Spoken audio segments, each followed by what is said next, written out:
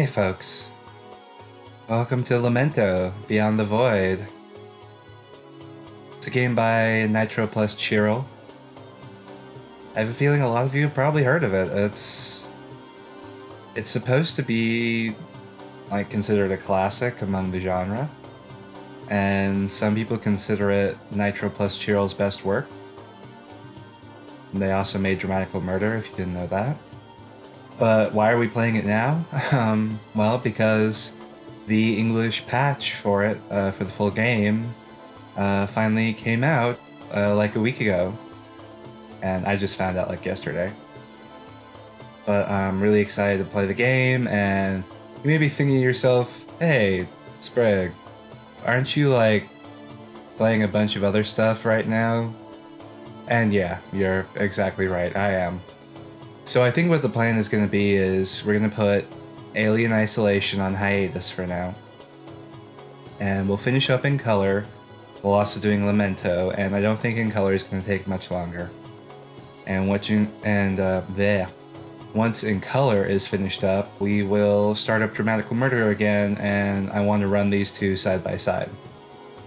Which is probably fucking crazy because they're both super long. So we'll see how that works out. But hey, I'm really excited right now, so we're gonna do the crazy thing. Okay, here we go.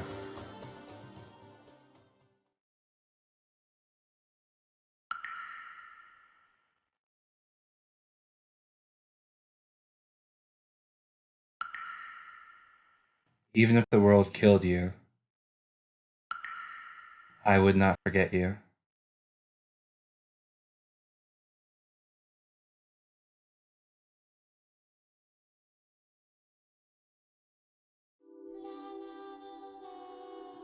I have 2 hands and feet, with 5 digits on each. I can stand and walk on my 2 feet. A god sang this song.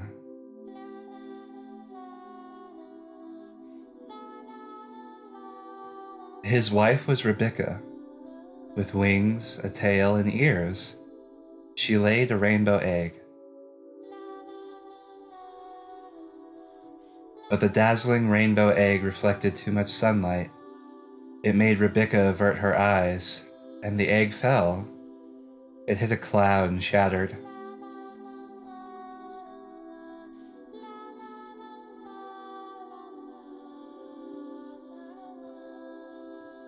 From inside the egg came a seed that was awoken by Ribika's song. It bloomed and spread over the ground. Ribika sang the song of the beginning. This is the story of the beginning.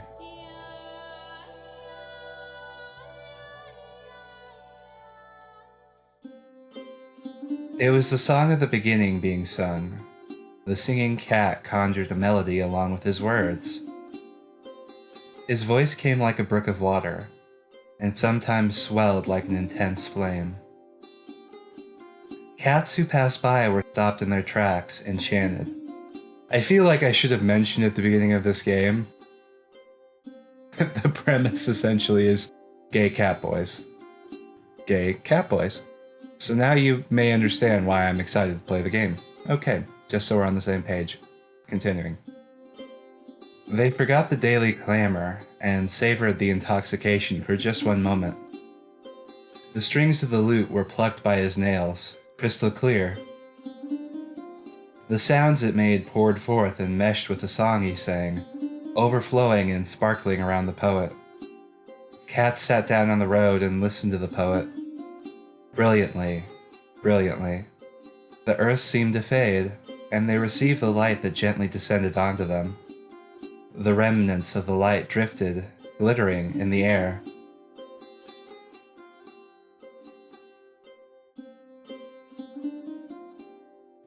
Voice, sound, light. Can fortunate meetings such as these really happen? Can such flutterings hearts truly meet by chance? A blissful smile graced the cat's lips. Let us savor it. Now is the time to share our joy. As the green scenery faded into the sunlight, The poet sang on. It has a fragile beauty before it is released to its end. The song of the beginning is about the sadness, courage, and ferocity of the world.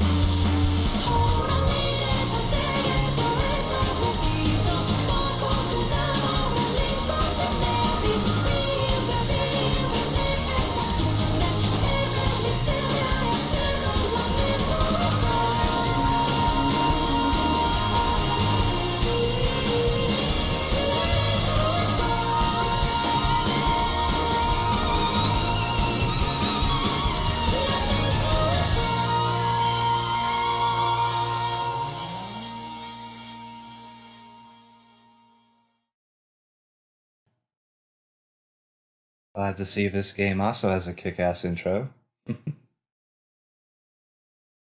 A world on the brink of death.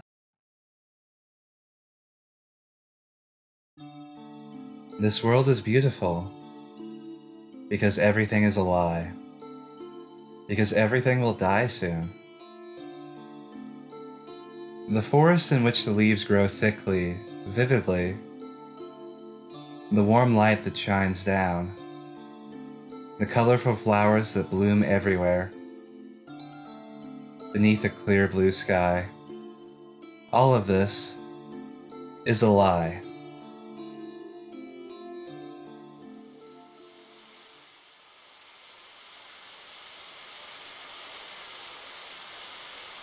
The world is now attacked by the void.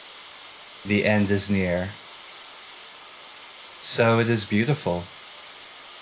For things shine their brightest before death.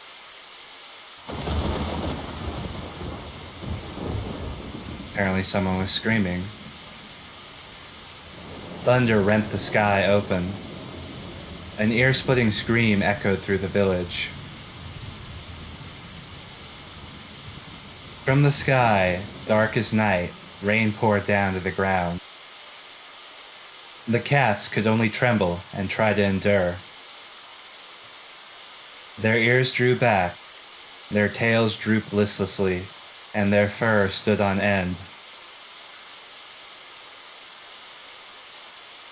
Lamplight flickered in their rooms, casting creeping shadows on the walls and the floor. On the village road, a cat, soaking wet, ran without cease. His quick feet splashed quietly in the water. He said nothing about where he was going, and just ran onward. A bag, slung over his shoulder, absorbed the water and became discolored. It began to droop heavily, even though there wasn't much inside. His wet tail was also heavy. It was rare and unusual to be aware that it even existed, but now he thought about how troublesome it was becoming. The rain kept pounding. It chilled him to the marrow, and he wanted to return home soon, to dive into his warm bed and go to sleep. Lightning struck. When the sky shone bright white, the cat running to the village was silhouetted in black. The night moon was shrouded in darkness and could not be seen.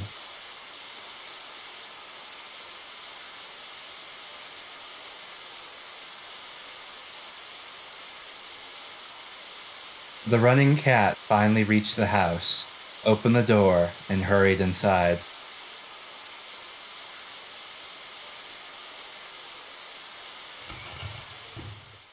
When he closed the door behind him, the sound of rain and thunder seemed to become distant, empty. The water dripping from his body wet the floor. The cat, Konoe, shook his head, scattering droplets of water to the walls and furniture. Ah, shit. The room was dark. Konoe tossed his bag aside, not concerned that it had gotten everything wet. He drew a leaf out of a drawstring bag, which stood by the door.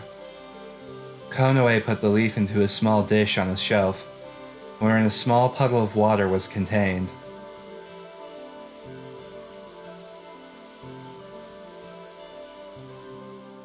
A hazy light spread through the room. It wasn't much, being so dim, but at least it was no longer as dark. Oh, magic leaves. We got some Zelda stuff going on? He wanted to use fire as little as he could. Konoe didn't like using fire often. Instead, he used the guiding leaf. The leaf stored up light from the day moon, and when soaked in water, weakly emitted that light again. On pitch-dark, rainy days like these, the guiding leaves would shine. They guided the cats that lost their way, and hence got their name. His home was illuminated with the faint light. If 3 cats his size entered this home, it would be filled to capacity. A small shelf, a pot, and a barrel each for food and water. There were only the bare necessities in this simple home. After he began to feel at ease again, Konoe finally laid down on his bed. The cloth was warm to the touch, and he began to purr instinctively. Aww. There's gonna be so many cat jokes in this. He's purring. Okay. Konoe removed his shoes and took the sword from his belt. Then took off his coat and tossed it aside. Cats, like Konoe, from a race called Ribika, no longer had much in common with their ancestors. I have a feeling I'm butchering both of those words, but there's not much I can do about it at this point. Although the Ribika no longer had fur on their bodies like their ancestors did, they retained the need to groom the fur on their ears and tails, and the hair and the skin of their arms. He carefully licked his damp fur. So I wonder if their ancestors were also like people-sized cats, just with the fur and stuff like they were saying. With his rough tongue acting like a brush, Konoe groomed for a while. Still purring. His ears twitched in response to the thunder that occasionally echoed. The tip of his tail was wet and had begun to become a bit matted. Using his teeth, he untangled the fur. Then he used his hands to carefully clean his ears. While licking his fingers, Konoe turned his gaze to the window. Rain still poured outside. He heard a scream outside earlier. Whose scream was it? This time, someone had probably been eaten. By what? One by one, cats were disappearing. It was not the doing of devils or demons, but of the other cats of the village. It had become natural these days. Cannibalism. Strong start game, I like it. Worrying about it won't help anything, he muttered, trying to fend off those dark thoughts. There was not a thing anyone could do. This was the erosion caused by the void. No one could stop it. Conway noticed the bag he'd thrown to the floor and began to open it with his long claws. The bag was wet and now began to shrink, so its contents were difficult to remove. He checked inside. It contained nuts, grass roots, and medicinal herbs he'd obtained when he'd gotten out to the hunt. Just those kind of things. Nuts and berries were favorite foods among cats. Really? My understanding of cats was that they don't eat that kind of thing. But I wonder if this is like, oh, they're the vegetarian kitties, and that's not part of their way of life. Or, hey, we'll see. And their bodies could thrive even without eating for several days. Therefore, there weren't many times when the cat felt like a lack of food was troubling. I'd imagine that would promote a more idyllic society, and yet there seems to be cannibalism. That didn't mean that they didn't need to eat some meat, though. But now, hunting for meat was difficult. The forest and the village, Karou, were being attacked by the void.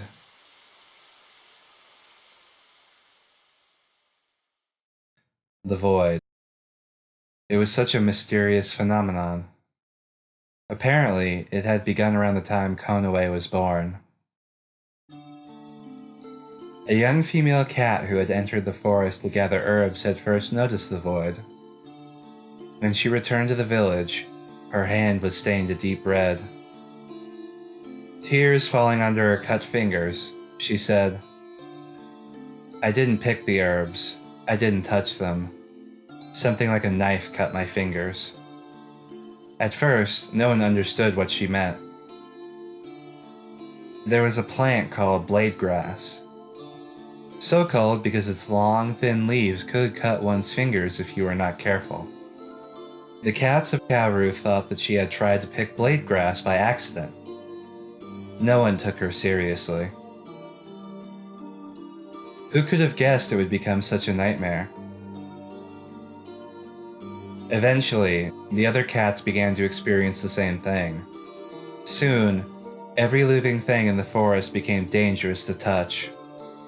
Nothing physical seemed off about the forest, but the plants, the birds, the bugs, and butterflies, none could be touched, as if they rejected the cats. As if matter itself had been rejected by reality. Cats were rejected by the earth. All breathing things in the forest seemed to no longer be compatible with them. Touching them caused pain and left cuts. Even the fruit they used to eat began to reject them. But it did not happen all at once. Like a sickness that destroyed a body from within, the void slowly crept from the edges into the center of the country of Sissa, cornering the cats. The void had not reached the center yet, but the area where Konoe was located was breathing its last breaths. So that's what they meant in the intro about it all being a lie. It looks pretty and idyllic, but it's really a nightmare. All he could do was search the forest for places untouched by the void to try to find some food. Mice and birds were now dangerous and constantly moving.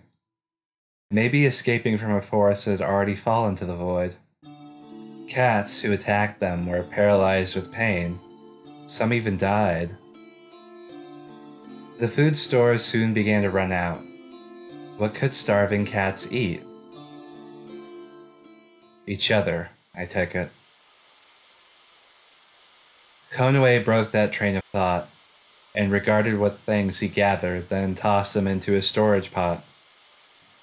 He wasn't hungry, but he was thirsty, so Conway moved to the barrel of water.